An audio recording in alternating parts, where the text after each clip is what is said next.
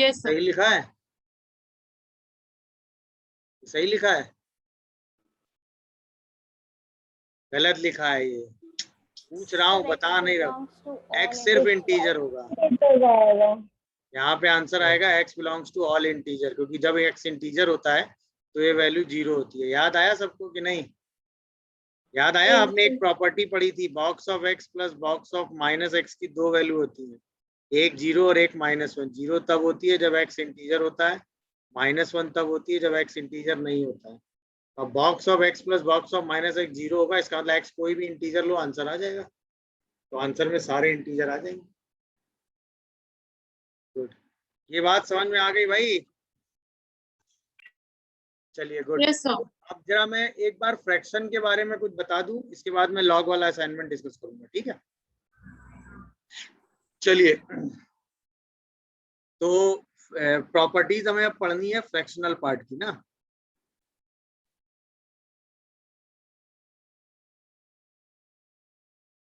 Fractional part of x.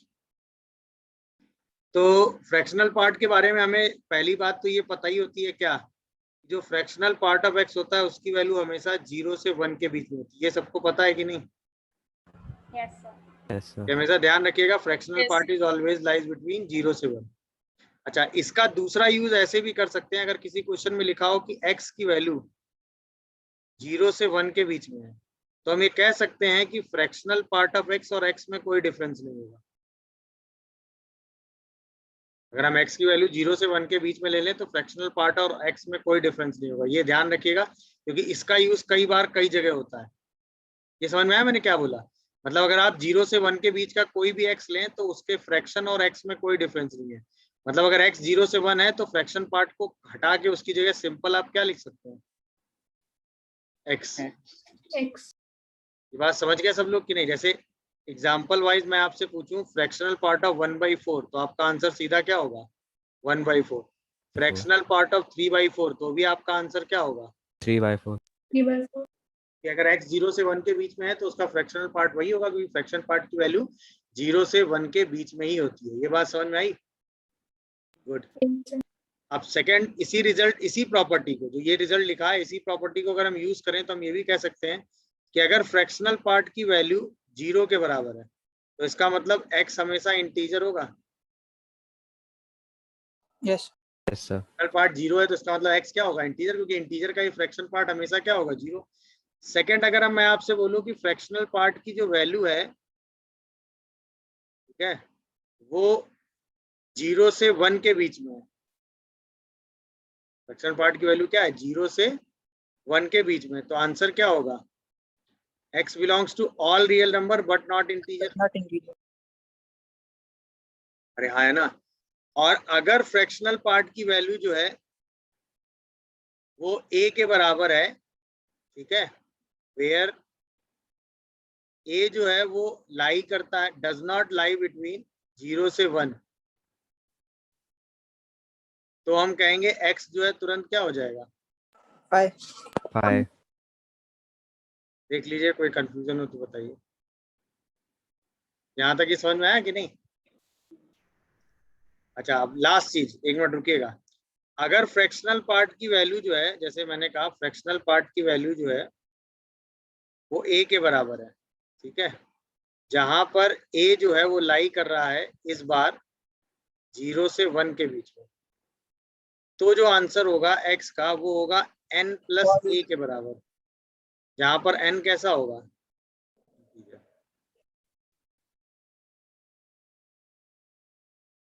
समझ गए कि नहीं? लास्ट वाली बता। सर हाँ, बोलो बोलो ए बोलो। के बराबर होगा। लास्ट वाला नहीं समझ में आया। n प्लस a, जहां पर a जो है वो 0 से 1 के बीच का कोई भी नंबर है। अच्छा, लास्ट वाला नहीं समझ में आया ना? अब उसका एग्जांपल देंगे तो समझ जाओगे। जैसे मैंने आपसे कहा फ्रैक्शन पार्ट ऑफ x की वैल्यू 1/4 है, तो x की वैल्यू n प्लस 1/4 होगी कि नहीं? n कोई भी इंटीजर हो सकता है। यस कैसे? Yes sir. आंसर में आप क्या लिख सकते हो? x की वैल्यू, x की वैल्यू का आंसर आप लिख सकते हो 1/4, 1 plus 1/4, 2 plus 1/4 and so on, लिख सकते हो कि नहीं? या फिर -1 plus 1/4, -2 plus 1/4 and so on, लिख सकते हो कि नहीं? बताओ। Yes. Yes, sir. मतलब n कोई भी इंटीजर ले लो और उसमें 1/4 ऐड करो तो उसका फ्रैक्शन पार्ट हमेशा 1/4 मेंटेन होगा। यानी अगर वो a के बराबर है और a की वैल्यू 0 से 1 के बीच में है तो आंसर n + a होगा। आप समझे कि नहीं क्या लिखा था मैंने? जी Yes, sir. Yes, sir. Solve करिए अब यहीं पे मैं अगर लिखूं फ्रैक्शन पार्ट की वैल्यू जो है वो 5/4 के बराबर है तो 1 से बड़ी, 0 से 1 के बीच में होगी, 1 से बड़ी तो कभी हो ही नहीं सकती, तो आंसर सीधे क्या हो गया? 5. 5. यहीं पे मैं लिखूं फ्रैक्शन पार्ट की वैल्यू -2 के बराबर है, 5. यहीं पे मैं लिखूं फ्रैक्शन पार्ट जो है वो 0 के बराबर है, तो आंसर क्या लिखोगे? कोई भी Integer. Integer fraction part 0। यहीं पे मैं लिखूं फ्रैक्शन पार्ट जो है वो 3 के बराबर है, तो भी आंसर क्या होगा? 5. 5. यहीं पे मैं लिखूं फ्रैक्शन पार्ट की वैल्यू जो है, ध्यान देना, फ्रैक्शन पार्ट की वैल्यू जो है वो 1/3 के बराबर है एंड x जो है वो लाई कर रहा है -3 से 3 के बीच में, तो x क्या होंगे बताओ? अब अगर फ्रैक्शन पार्ट की वैल्यू 1/3 के बराबर है तो x की वैल्यू क्या होगी? -3 + 1/3 से n + 1/3 होगी, हाँ या ना? Yes, sir. यहाँ पर n कोई भी इंटीजर हो सकते हैं, तो अब आंसर में आप क्या लिखोगे? -3 से ग्रेटर चाहिए तो -3 + 1/3, -2 + 1/3, -1 + 1/3, 0 + 1/3, 1 + 1/3 एंड 2 + 1/3. बस 3 + 1/3 आंसर में काउंट नहीं होगा क्योंकि वो वैल्यू 3 से ग्रेटर हो जाएगी। तो x की ये सारी वैल्यू पॉसिबल है। कितने आंसर हो गए? 7। नहीं सर समझे? ऊपर स्क्रॉल कर दीजिए। ये प्रॉपर्टी समझ में आई नहीं आई बताओ भाई? आपने अभी पढ़ा ना, अगर ये a की वैल्यू 0 से 1 के बीच में है तो आंसर n + a होता है। अब ये 1/3 दिया था तो आंसर क्या होगा? n + 1/3। अच्छा, आपको x जो है वो -3 से 3 के बीच में लेना है, तो पहला नंबर हुआ -3 + 1/3, फिर -2 + 1/3, -1 + 1/3, 0 + 1/3, 1 + 1/3, 2 + 1/3। 3 + 1/3 आंसर में काउंट नहीं होगा क्योंकि वो 3 से ग्रेटर हो जाएगा। माइनस प्लस 4/3 आंसर में काउंट नहीं होगा क्योंकि वो -3 से लेस हो जाएगा। और उसके बीच के सारे नंबर काउंट हो जाएंगे जो जिनके लिए फ्रैक्शन पार्ट की वैल्यू किसके बराबर है? 1/3। क्या ये लॉजिक समझ गए? नोट करिए। अब जहाँ जैसा सोल्यूशन होगा वो आप लगा के आंसर लिख देंगे। बात करते हैं। तो जैसे मैंने आपसे कहा कि जो ये फ्रैक्शन पार्ट है वो 0 से लेस है, तो आपका आंसर 5 होगा कि नहीं? Yes, sir. फ्रैक्शन पार्ट कभी 0 से लेस हो नहीं सकता। अच्छा, मैंने कहा फ्रैक्शन पार्ट की वैल्यू 1 से ग्रेटर है, 5 होगा. ये आंसर 5 होगा कि नहीं? Yes sir. बोलिए, ध्यान देते जाइएगा, मैं जनरल रिजल्ट की तरह सबको लिखवा देना चाहिए। यहीं पे मैं आपसे कहूँ कि फ्रैक्शन पार्ट की वैल्यू जो है वो less than or equal to 0 है। Integer. Sir integer. अब जो आंसर होगा वो x बिलोंग्स टू इंटीजर होगा। क्यों? क्योंकि 0 के इक्वल हो सकता है तो इंटीजर हो गया, बट 0 से छोटा तो वैसे भी नहीं हो सकता। अब ध्यान देना, यहीं पे मैं आपसे कहूँ कि fraction part of x greater than or equal to 0 है, तो answer x belongs to r हो गया कि नहीं? Yes sir. भाई फ्रैक्शन की वैल्यू तो 0 से 1 के बीच में होगी जो हमेशा 0 से ग्रेटर होगी। अच्छा, अब ध्यान देना, फ्रैक्शन पार्ट सिर्फ ग्रेटर देन 0 है, तो आंसर क्या हुआ? Real but not integer. Real but not integer. ये सब समझ में आ रहा है कि नहीं बताइए भाई? Yes, sir. कंफ्यूजन आ रहा है तो बोलो। सर थर्ड वाला बता दीजिए sir. x is greater than equal to 0. भाई ग्रेटर देन, ये सेकंड वाला, ये यस सर। भाई greater than or equal to 0 है। फ्रैक्शन पार्ट की वैल्यू जो है वो हमेशा 0 से 1 के बीच में होती है, तो वो 0 से बड़ा या उसके बराबर तो हमेशा होगा ही। x कुछ भी ले लो, क्या फर्क पड़ता है? और सिर्फ ग्रेटर देन 0 है तो इसका मतलब इक्वल टू 0 वाली चीज काउंट नहीं कर रहे हैं, तो इक्वल टू 0 मतलब इंटीजर हटा देंगे। ये सारे रिजल्ट इनइक्वालिटी के क्लियर हो रहे हैं कि नहीं, ये बताओ? Yes sir. Yes. है ना? ये सारे रिजल्ट एकदम ध्यान रखिएगा। अच्छा, अब आते हैं, ये तो सारे रिजल्ट हो गए। इनमें से कोई भी रिजल्ट जहां भी आएगा वो आप आराम से सिंप्लीफाई करके अपना आंसर लिखते चले आएंगे। डन? बोलिए। Sir. एक तो सेट इनइक्वालिटी का, एक सेट ऑफ रिजल्ट ये हुआ। जब इसमें से जो सिचुएशन जैसी होगी वो आप वहां लगा देंगे। अब देखिए, जैसे इस पर इस रिजल्ट पे बेस एग्जांपल अगर मैं आपके सामने कोट करूं, जैसे फ्रैक्शन पार्ट ग्रेटर देन 3 है कोई आंसर? 5. सबको समझ में आया भाई? फ्रैक्शन पार्ट की वैल्यू 0 से 1 के बीच में होती है और 3 से ग्रेटर तो कभी नहीं हो सकता। आगे आओ। Fraction part greater than or equal to 1, 5 होगा. 5. क्योंकि 1 के बराबर भी नहीं हो सकता और 1 से बड़ा तो हो ही नहीं सकता। समझ रहे हो कि नहीं? चलो और आओ। फ्रैक्शन पार्ट जो है, अच्छा एक चीज और देखो, अगर मैं यहाँ कह दूं कि फ्रैक्शन पार्ट जो है वो 1 से लेस है तो भी आंसर जो है वो आर हो जाएगा,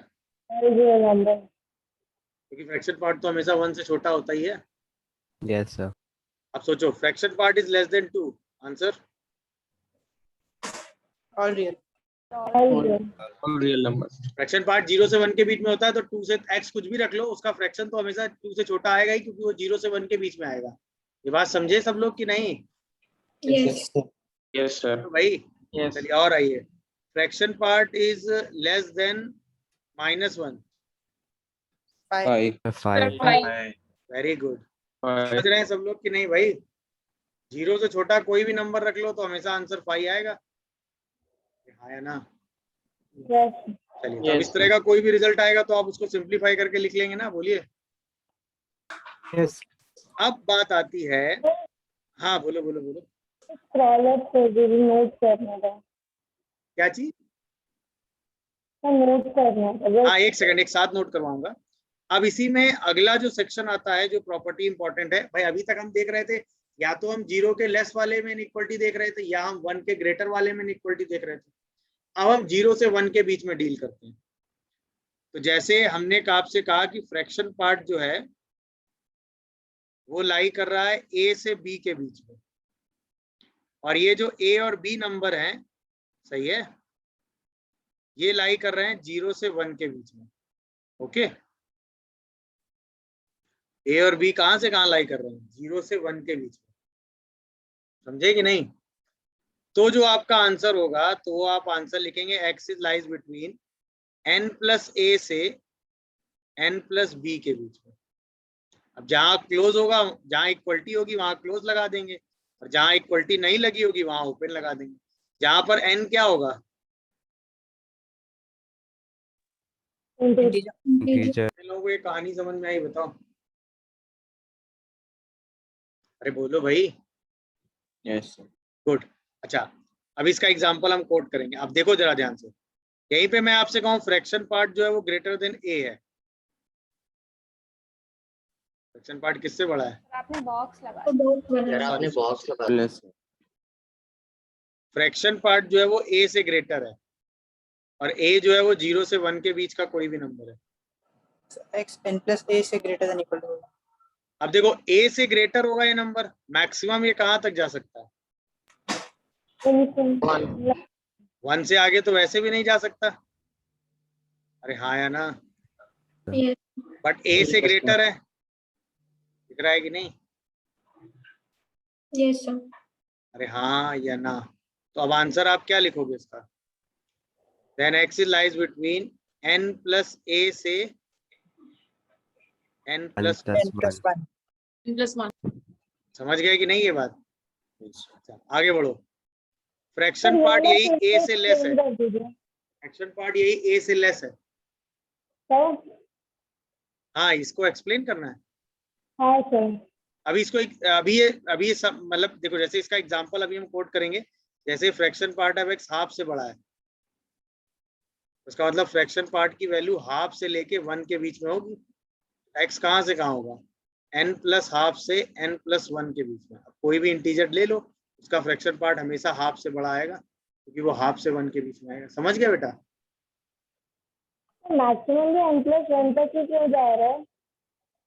इससे आगे क्यों नहीं जा सकता? नहीं, n तो कोई भी इंटीजर होगा ना। जैसे 1 प्लस हाफ से 2 तक, फिर 2 प्लस हाफ से 3 तक, फिर 3 प्लस हाफ से 4 तक, ऐसे चलेगा ना बेटा? Okay sir. n तो यहाँ पे आप इंटीजर वेरी कराते जाएंगे ना। Okay sir. अच्छा, यही अगर a से लेस है तो इसका मतलब, और a वही 0 से 1 के बीच में है, Sir, n से n plus a तक. तो अब ये 0 से स्टार्ट होगा कि नहीं? Yes sir. Yes. अब आंसर क्या होगा इसका? N से n plus a. n n से n n प्लस से a n के, plus a तक। और n बिलोंग्स टू क्या होगा, इंटीजर।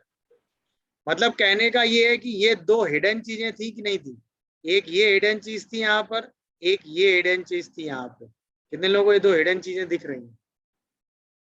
मतलब इनइक्वालिटी इतनी आपसे पूछी गई है, बट ये दो हिडन इंफॉर्मेशन भी लिखी है कि नहीं आपके सामने? Yes, sir. हिडन दे क्यों? रहा है। क्योंकि हम जो ए और बी ले रहे हैं वो 0 से 1 के बीच में ले रहे हैं, उससे पहले की चीजें हम ऊपर डिस्कस कर चुके हैं। ये बात दिखी सबको कि नहीं, बताओ। अब रुक जाना, इसका एग्जांपल मैं कोट करता हूं तो जल्दी समझ पाओगे। जैसे देखो, मैंने आपसे कहा कि फ्रैक्शन पार्ट ऑफ एक्स की वैल्यू जो है वो लाई कर रही है 1/3 से 2/3 के बीच में। तो यहां से तुरंत आप एक्स को क्या लिखोगे, n प्लस 1/3 से n प्लस 2/3, n प्लस 2/3 पे क्लोज, 1/3 पे ओपन। यहाँ पे n क्या है भाई, अब मैं आपसे पूछूं, आपको इसका आंसर लिखना है, right answer when x lies between, right answer when x lies between -1 से 3। मान लो x -1 से 3 के बीच में, तब आपको आंसर लिखना है। तो अब आप आंसर क्या लिखोगे? सबसे पहला लिखोगे -1 प्लस 1/3 से -1 प्लस 2/3। ये पहला रीजन दिखा सबको कि नहीं? दूसरा इंटीजर क्या आएगा, 0। तो इसका मतलब 0 प्लस 1/3 से 0 प्लस 2/3। अगला आंसर क्या आएगा, 1। तो फिर क्या लिखोगे, 1 प्लस 1/3 से 1 प्लस 2/3। अगला आंसर क्या आएगा बेटा, 2। तो क्या लिखोगे, 2 प्लस 1/3 से 2 प्लस 2/3। अब क्या 3 ले पाओगे? No, sir. क्योंकि 3 प्लस 1/3 तो ग्रेटर हो जाएगा, तो ये फाइनल आंसर आ जाएगा इस रीजन में। आप समझे बेटा, वो आंसर जो लिख रहे थे वो क्या था? Yes sir. गुड। ये एक क्वेश्चन हुआ। इसी पे अगर अगला क्वेश्चन हमसे ऐसे पूछ दे कि फ्रैक्शन पार्ट ऑफ एक्स जो है वो हाफ से लेस है, तो हाफ से लेस है मतलब किसके बीच में है? 0 से half. हिडन दिखेगा कि नहीं हमें ये 0 वाली चीज? Yes, sir. तुरंत हम अपना आंसर यहाँ पे क्या लिखेंगे, एक्स लाइज बिटवीन N से half. n से n प्लस हाफ। n पे क्लोज और n प्लस हाफ पे भी close। जहाँ पे n कोई भी इंटीजर होगा। अब अगर इसी रीजन में लिखना होता तो लिख देते कि नहीं? पहला आंसर होता -1 से -1 प्लस हाफ, फिर 0 से हाफ, फिर 1 से 1 प्लस 1/2, फिर 2 से 1 प्लस 1/2, 2 प्लस 1/2। समझ में आया कि नहीं? Yes, sir. यहीं पे मैं क्वेश्चन दे दूं कि फ्रैक्शन पार्ट ऑफ एक्स जो है वो 1/4 से ग्रेटर है, तो अब हिडन में क्या चलेगा, Less than 1. 1/4 से 1 के बीच में आएगा। तो अब आंसर क्या लिखोगे, x lies between n plus n by n n plus 1/4 से N plus 1. n plus 1। यहाँ पे n कोई भी क्या होगा, इंटीजर। अब अगर इसी रीजन में आंसर लिखना हो तो क्या लिखोगे, -1 प्लस 1/4 से 0। समझ रहे हो कि नहीं? yes sir. फिर अगला आंसर क्या लिखोगे, 0 प्लस 1/4 से 1। फिर अगला आंसर क्या लिखोगे, 1 प्लस 1/4 से 2। फिर अगला आंसर क्या लिखोगे, 2 प्लस 1/4 से कहाँ तक, 3। खत्म। तरीका समझे कि नहीं ये वाला? Yes, sir. इनइक्वालिटी में इतनी चीजें हैं। अल्टीमेटली हर इनइक्वालिटी का लॉजिक अभी भी कितना है कि फ्रैक्शन पार्ट की वैल्यू बेटा कहाँ से कहाँ लाई कर रही है, 0 से 1। 0 पे क्लोज, 1 पे होती माइनस। आपने पढ़ा है ना, fraction part of x plus fraction part of -x, इसकी वैल्यू 0 होती है जब x इंटीजर होता है, क्योंकि अगर x इंटीजर होगा तो दोनों क्या हो जाएंगे, 0.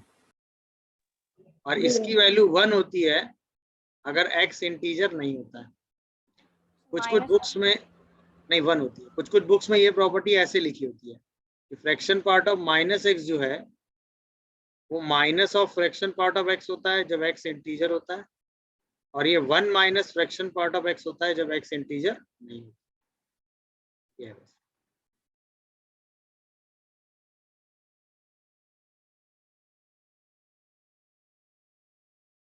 देख लीजिए, कोई डाउट आ रहा हो तो बताइए। हाँ भाई, अब डाउट तो आया ही होगा क्योंकि ये प्रॉपर्टी अभी समझ में नहीं आई, ऐसा लगा कि क्या हो गया ये ना। अब ध्यान देना जरा, जैसे fraction part of 5 plus fraction part of -5, दोनों जीरो होंगे तो आंसर जीरो आएगा, यानी अगर x इंटीजर है तो आंसर जीरो आ रहा है, समझ में आ गया। अब आओ, fraction part of 5.2 plus fraction part of -5.2, बताओ इसका फ्रैक्शन कितना है बेटा? 0.2। इसका फ्रैक्शन कितना है? 0.8। तो आंसर 1 हुआ कि नहीं?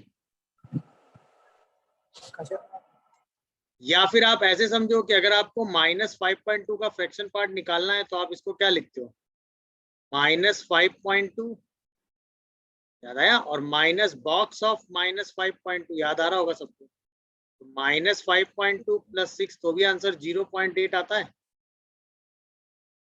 अरे हाँ या ना? Yes, sir. या Yes. इसको और अच्छे से अगर मैं लिखूं तो -5.2 के फ्रैक्शन को मैं लिख सकता हूँ -6 + 0.8, तो भी आपको आंसर 0.8 दिख रहा है। दिख रहा है कि नहीं? या और अच्छे से मैं इसको लिखूं तो -5.2 को मैं लिख सकता हूँ ना 1 minus fraction part of 5.2। 1 minus ये फ्रैक्शन कितना आता है? 0.2, आंसर 0.8 आ गया। यानी अगर x इंटीजर नहीं है तो answer 1 minus fraction part of x हुआ कि नहीं? दिखा? तो पहला समझ में आया, लास्ट समझ में आया, बीच के नहीं है। क्यों?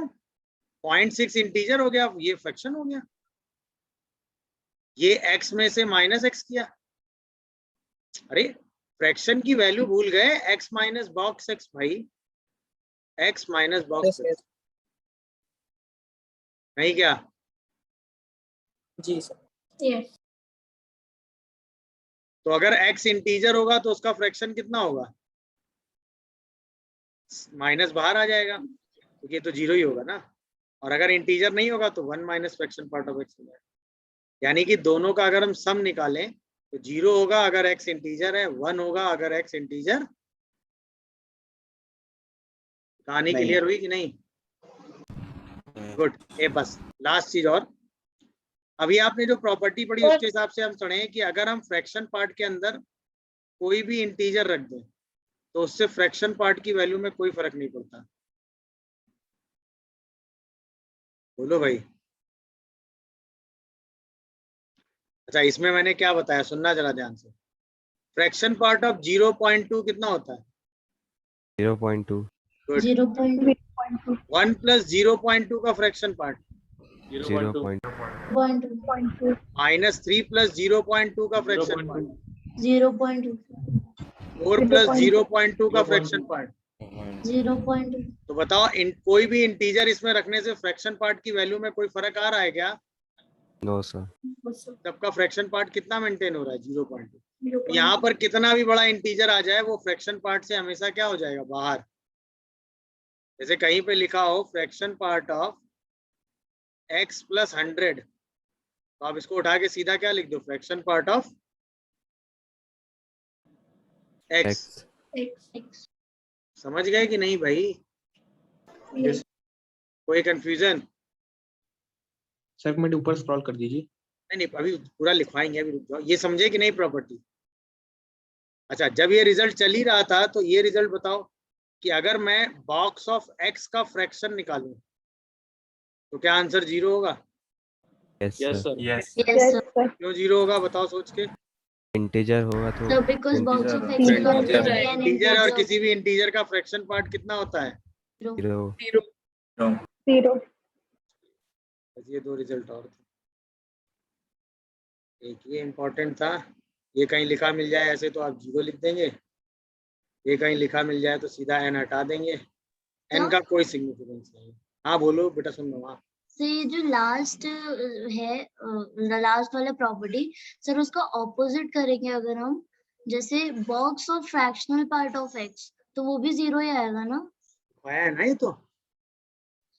Box of fractional part of x, ये तो fractional part of box of x है ना? बेटा वो वाली प्रॉपर्टी भी लिखवाई है, 0 है। तो भूल गई तुम। ये देखो फिर से याद आ गया। ये लिखवाया ना, देखो ना, ये है ना। यस उल्टा ही तो था इसका, जी सर। क्योंकि ये वैल्यू किसके बीच में लाई करती है? 0 से 1। हाँ वही तो मैंने कहा ना, ये तो रिजल्ट मैंने बताया। ओके जी सर। कहाँ से लिखना है? यहाँ से ना। चलिए यस। आसान हो रहा है। देखो क्या होता है, अभी आगे हम इसी टाइप के क्वेश्चन करेंगे। किसी भी नंबर x को बनाने के लिए हम क्या करते हैं, उसमें उसका इंटीजर पार्ट लेते हैं और उसमें उसका फ्रैक्शन पार्ट लेते हैं। कोई भी नंबर अगर हमें x लिखना है तो हम ऐसे ही लिखेंगे। सोच लो, जैसे मैंने x को एग्जांपल लिया 5, तो हम 5 को क्या लिख सकते हैं, 5 का बॉक्स प्लस 5 का फ्रैक्शन। 5 का बॉक्स 5 होता है और 5 का फ्रैक्शन 0 हो जाता है। 0 जैसे मैंने कोई नंबर लिया 3.2, तो 3.2 को हम क्या लिखेंगे, 3.2 का बॉक्स प्लस 3.2 का फ्रैक्शन। यही तो होता है 3 प्लस 0.2। यस जैसे मैंने मान लो कोई नंबर लिया -4.9, तो हम इसको क्या लिखेंगे,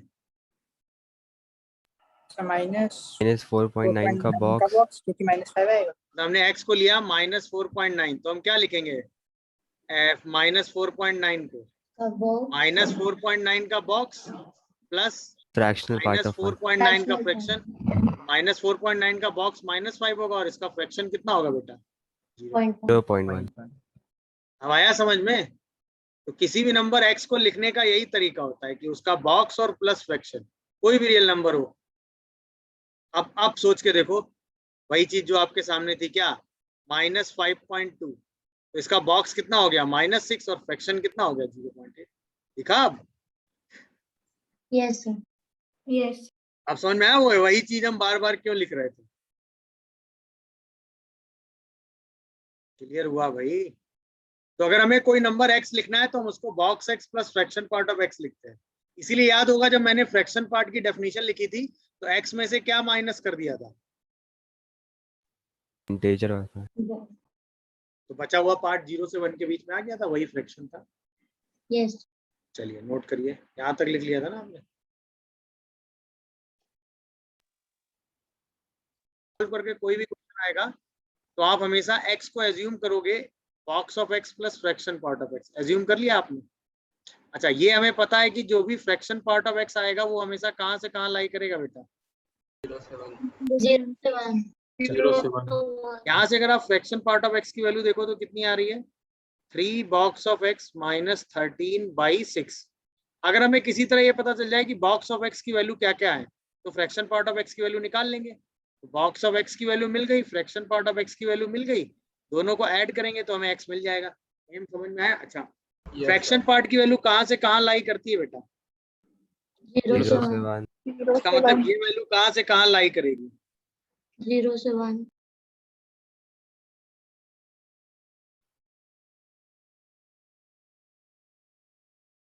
तो हम इसको कहाँ से कहाँ लाई कराएंगे, 3 बॉक्स ऑफ x माइनस 13/6, ये कहाँ से कहाँ लाई करा देंगे बेटा, 0 से 1। जब इसको 0 से 1 लाई कराओगे तो क्या होगा बताओ, 3 बॉक्स ऑफ x माइनस 13 कहाँ से कहाँ लाई करेगा, 0 से 6। 3 बॉक्स ऑफ x कहाँ से कहाँ लाई करेगा, 13 से लेके 19 19। तो बॉक्स ऑफ x कहाँ से कहाँ लाई करेगा, 13/3 से 13/3 से 19/3 19/3। अब बताओ 13/3 से 19/3 के बीच में बॉक्स ऑफ x इंटीजर है। 13/3 की वैल्यू क्या 4 पॉइंट समथिंग होती है, यस 4.3 मान लेते हैं। 19.3 की वैल्यू 6.3। 6.3 मान लेते हैं। तो दोनों के बीच में इंटीजर क्या क्या आएगा, 5 5 6। यानी बॉक्स ऑफ x या तो 5 के बराबर हो सकता है क्योंकि ये तो इंटीजर है ना। यस 4.3 से 6.3 के बीच में दो ही इंटीजर आ सकते हैं, क्या क्या, 5 and 6। इसका मतलब बॉक्स ऑफ x की वैल्यू हम क्या क्या ले सकते हैं बताओ, 5 and या 6 फिर 6। अगर हम बॉक्स ऑफ x को 5 लेते हैं तो फ्रैक्शन पार्ट ऑफ x की वैल्यू कितनी आएगी, यहाँ 5 रख दो, 15 माइनस 13/2 यानी कि 1/3 और अगर हम इसको 6 लेते हैं तो बॉक्स ऑफ x की वैल्यू 6 लो तो फ्रैक्शन कितना आएगा, 5/6 अब यहाँ 6 रख दो तो 18 माइनस यानी 5/6। मेरी बात समझ रहे हो कि नहीं, Yes, मतलब x की वैल्यू क्या होगी, 5 + 1/3 या फिर 6 + 5/6। ये बात, ये टेबल कितने लोगों को समझ में आई ये बताओ। सर आ गई समझ में। Yes. हमने सिंपल सी बात क्या की कि फ्रैक्शन पार्ट की वैल्यू निकाली और उसको 0 से 1 के बीच में लाई कराया, वहां से हमने बॉक्स ऑफ x की पॉसिबल वैल्यू निकाली। ये बात सबको समझ में आ रही है कि नहीं, सर हाँ बेटा, फिर वो बॉक्स ऑफ एक्स की वैल्यू 1/1 हमने रख दिया और फ्रैक्शन पार्ट ऑफ एक्स निकाल लिया। ये बात समझ में आई कि नहीं? Yes yes When sir. box of x is 5, then fraction part of x कितना हो गया बेटा? 3 into 5 minus 13/6 मतलब 1/3। और जब box of x हमने 6 लिया तो fraction part of x कितना हो गया? 3 into 6 minus 13/6 मतलब 5/6। हाँ, अब पूछो, किसी को कुछ पूछना हो तो हमारा आंसर क्या आ गया? x की दो वैल्यू आंसर में आ रही हैं, एक आ रही है 16/3 और एक आ रही है 41/6। कितने लोगों को ये सारी कहानी समझ में आई? एम एकदम सिंपल है, x को box of x plus fraction part of x assume करना है। जहां अगर कहीं x लिखा होता तो उसकी जगह भी यही लिख देते। मेरी बात समझे कि नहीं? फिर किसकी वैल्यू निकालनी है? फ्रैक्शन पार्ट की। फ्रैक्शन पार्ट की वैल्यू बॉक्स x के टर्म में आ जाएगी, उसको किसके बीच में लाई करा देना है? 0 से 1। वहां से आपको बॉक्स ऑफ x की इंटीग्रल वैल्यू मिल जाएंगी अगर पॉसिबल होंगी। वो इंटीग्रल वैल्यू लेकर आपको किसकी वैल्यू निकाल देनी है? फ्रैक्शन की। फिर दोनों को ऐड कर देना है तो आपको किसकी वैल्यू मिल जाएगी? x की। प्रोसेस क्लियर हुआ? किसी को कोई कंफ्यूजन आ रहा हो तो मुझे इन्फॉर्म करेगा वो तुरंत। बोलिए भाई, किसी को कोई कंफ्यूजन है, डाउट आ रहा हो इस पूरे प्रोसेस में? हाँ पूछो सर। आपने 5 आ रही है। तो 5 आ रहा है। मतलब सबसे पहले मैंने x को लिया box of x plus fraction part of x, ठीक है? तो ये बन गया 4 fraction part of x equal to 2 box of x plus 2 fraction part of x और प्लस बॉक्स ऑफ x। यही तो हुआ, देखो यस सर। यहाँ से आ गया 2 fraction part of x equal to 3 box of x। इसका मतलब fraction part of x is equal to 3/2 box x। यही हुआ ना? हाँ सर। गुड। इसके बाद हमने क्या किया कि फ्रैक्शन पार्ट ऑफ x की वैल्यू 0 से 1 के बीच में होती है, ठीक है? Yes sir. इसका मतलब 3/2 बॉक्स ऑफ x जो है वो 0 से 1 के बीच में लाई करेगा। यहाँ से बॉक्स ऑफ x जो है वो 0 से 2/3 के बीच में आएगा। यहाँ से बॉक्स ऑफ x की वैल्यू सिर्फ आएगी 0। तो अगर हम बॉक्स ऑफ x को 0 लेंगे तो फ्रैक्शन पार्ट ऑफ x भी 0 आएगा, तो x की वैल्यू सिर्फ आएगी 0। यस ये तो आंसर में सिर्फ एक 5 कहाँ से आ रहा है भाई? x इक्वल टू 0 नहीं दिख रहा तुम लोगों को? आंसर x इक्वल टू 0 नहीं नजर आया? 5 कहाँ से आ रहा है? ये इक्वलिटी 0 भूल नहीं गए लिया। क्या? 0 से 1, 0 पे क्लोज बेटा। हाँ खो नहीं जाते सर, एक ही है। एक सिंपल रास्ता मैंने चलने के लिए दिया, उस रास्ते में चलते क्यों नहीं हो? पता नहीं कहाँ गायब होने लगते हो। 4/3 आ रहा है सिर्फ। हाँ सर, एक ही आ रहा है। बट सिंपल सी बात, मैंने आपको क्या सिखाया? x की जगह आपको box of x plus fraction part of x लिखना है। यहाँ से 1 बाहर -1 बाहर आ जाएगा, ये तो ओके है क्योंकि बॉक्स के अंदर से इंटीजर बाहर आ जाता है। ये बन गया 4 fraction part of x is equal to, इसकी जगह आया box of x plus fraction part of x। अच्छा, इसकी जगह बॉक्स ऑफ x और ये -1 हो गया। यहाँ से आप फ्रैक्शन पार्ट की वैल्यू निकाल लो तो वो आ गया 2 बॉक्स ऑफ x -1/3। ये वैल्यू किसके बराबर आ गई? 2 बॉक्स ऑफ x -1/3 के। अब फ्रैक्शन पार्ट ऑफ x जो है वो कहाँ से कहाँ लाई करता है बेटा? 0 से 1। 0 से 1 लाई करा दो तो 2 बॉक्स ऑफ x -1/3 कहाँ से कहाँ लाई करेगा बेटा? 0 से 1। अब जब लाई कराओगे तो क्या होगा? 2 बॉक्स ऑफ x -1 क्या होगा? 0 से 3 होगा। तो 2 बॉक्स ऑफ x क्या होगा? 1 से 4। तो जो बॉक्स ऑफ x की वैल्यू है वो क्या होगी? 1/2 से 2 होगी, और 1/2 से 2 के बीच में बॉक्स ऑफ x की सिर्फ एक वैल्यू आ सकती है, क्या? 1। अब अगर बॉक्स ऑफ x 1 होगा तो फ्रैक्शन पार्ट ऑफ x क्या होगा? 1 + 1/3। यहाँ पर उठा के सीधा ये 1 रख देंगे। Yes sir. फ्रैक्शन पार्ट की वैल्यू कितनी आ जाएगी? 2 - 1/3 यानी 1/3। तो आंसर क्या आ गया x का? 4/3। 1 + 1/3 दैट इज 4/3। खत्म। पता नहीं इसमें कहाँ फंस गए हो, क्या चीज नहीं सोच पा रहे हो, कहाँ क्या दिक्कत है, समझ ही नहीं आ रहा है। बताओ कोई प्रॉब्लम थी क्या इसमें? No sir. हो गया था सिंपल लीडिंग कॉन्सेप्ट था, ये उठा के रखना था, खत्म कर देना, इससे ज्यादा कुछ करना ही नहीं होता। अरे हाँ या ना? Yes. Yes, sir. अब देखो समस्याएं शुरू कब होंगी, ये समझ में आ गया सबको? नोट कर। हाँ नोट करो, जल्दी से नोट करो। इसके बाद समस्याएं बताते हैं। समस्या जैसे नहीं कर पा रहे, बस वही वजह पहचाननी होती है। अब जैसे हमसे ये कहा जाए, सीधे क्वेश्चन से ही करेंगे, फाइंड एक्स इफ, पहला क्वेश्चन हमको यही दिया हुआ है कि 4 times of fraction part of minus x is equal to x plus box x, यही था ना? या x plus box x plus 2 ले लो, चलो अभी ठीक है। अब इस पूरे क्वेश्चन में प्रॉब्लम किसकी है बताओ? Minus of fraction part part of of. Minus x. तो 2 केस ले लो। पहला केस क्या ले लो भाई, ये तो हमें पता है ना, हम x को box of x plus fraction part of x लेते हैं, इसमें कोई डाउट है किसी को? ये बताओ। बट अब यहाँ पर हम 2 केस में चलेंगे ना, क्योंकि हमें माइनस भी डील करना है। तो केस 1 आपने लिया कि x हमारा इंटीजर है। अगर x इंटीजर है तो x को सिर्फ क्या लिख सकते हो? Box of x। तो फ्रैक्शन पार्ट ऑफ x की वैल्यू कितनी होगी? 0। और जहां पर fraction part of minus x लिखा होगा उसकी जगह आप क्या लिख दोगे? Minus fraction part of x, मतलब कि 0। ये बात कितने लोगों को क्लिक कर रही है?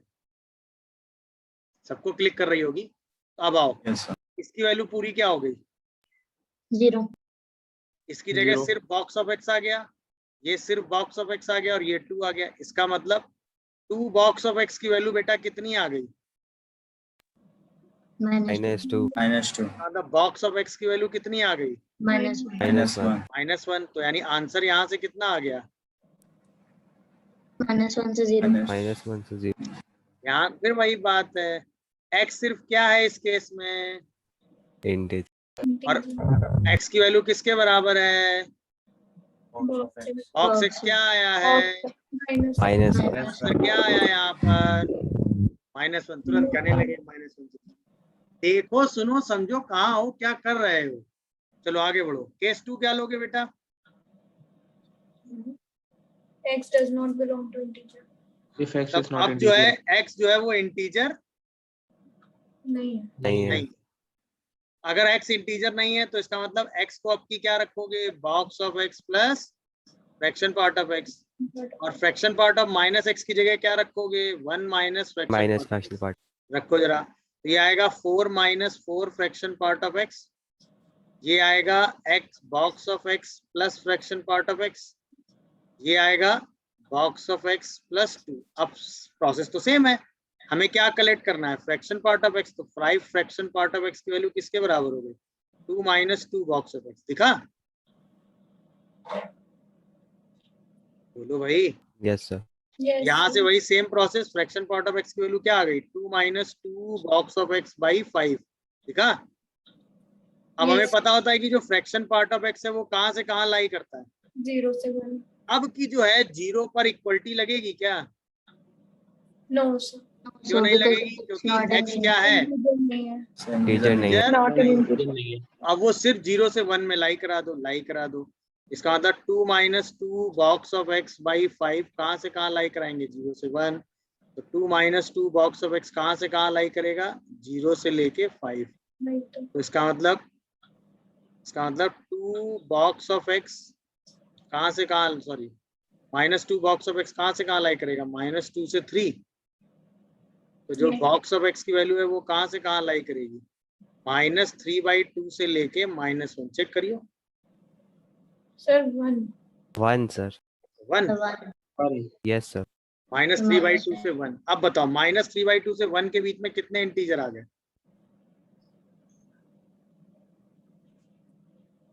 एक तो -1 आया, 0 -0. अब आओ, जब आप बॉक्स ऑफ x को -1 लेंगे तो फ्रैक्शन पार्ट की वैल्यू कितनी आएगी? यहाँ रख दो -1। तो 2 + 2/5। बोलो भाई। 4/5. 4/5। यानी यहाँ से x का आंसर उस केस में कितना? वो टेबल बनाएंगे, ध्यान रखिएगा। यहाँ पर वही टेबल बनाएंगे ना, तो x का आंसर कितना आएगा? -1 + 4/5 मतलब -1/5। अच्छा, इसके बाद सेकंड में जब आप बॉक्स ऑफ एक्स को 0 लेंगे तो फ्रैक्शन पार्ट ऑफ एक्स कितना आ जाएगा?